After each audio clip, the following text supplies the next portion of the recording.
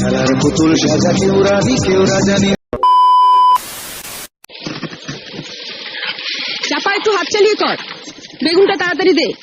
তোর মেজ দাবা ডালের সঙ্গে বেগুন ভাজা না পেলে মুখে ভাতই তুলতে চায় না। আজ তুই এসেছিস দেরি করে, জানিস তো সকালে সবাই স্কুলে যাবে, অফিসে যাবে। ডালটাও তো এখনো সাদলাসনি। আর একটা গ্যাস জ্বালা। আজ দীপা আবার বলেছে কুরকুরে আলু ভাজা চাই।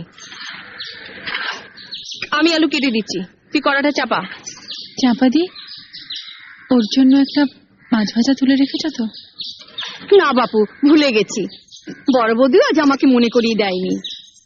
সব আমি ঝোলে দিয়ে দিয়েছি। অত তাড়া দিলে কি সব মনে থাকে? আর কটা দিন অপেক্ষা করো, পুজো আসছে। মা দুর্গার কাছ থেকে 8টা হাত আমি ধার চেয়ে নেব।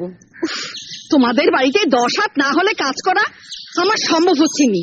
সরো। হাজামো করিস না চাপা, তাহলে তো রাবণের কাছ থেকে তোকে 9টা মাথাও ধার নিতে হয়।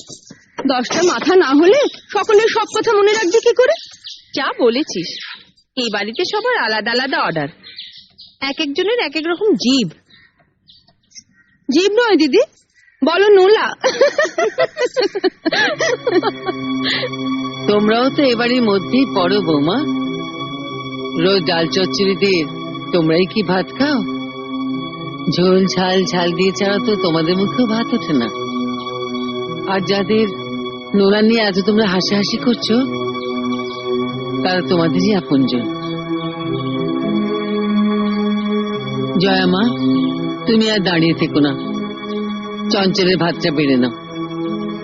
আজ না হয় চঞ্চলকে আমি বলে দেবো মাছের ঝোল দিয়ে ভাত খেয়ে নিতে।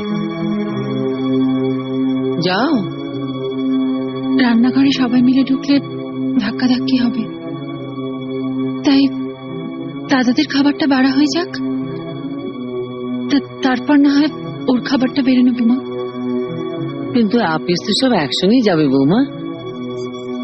আপনার ছোট বউয়ের জন্য একটা আলাদা রান্নাঘর করে দিন মা, আমাদের সঙ্গে ধাক্কা ধাক্কি তোর কষ্ট হয়। আমি সে কথা বলিনি মেজদি। না তা বলনি, কিন্তু এর চাইতে বড় রান্নাঘর তো রাজা মহারাজাদের বাড়িতে হয় ভাই। ও কথা বলিসনি মেজো, ওর বাপের বাড়ির রান্নাঘর হয়তো সেই রকমই। আমাকে সবসময় বাপের বাড়ির কথা বলে খোঁটা দাও কেন দিদি? গরিব ঘরের মেয়ে বলে?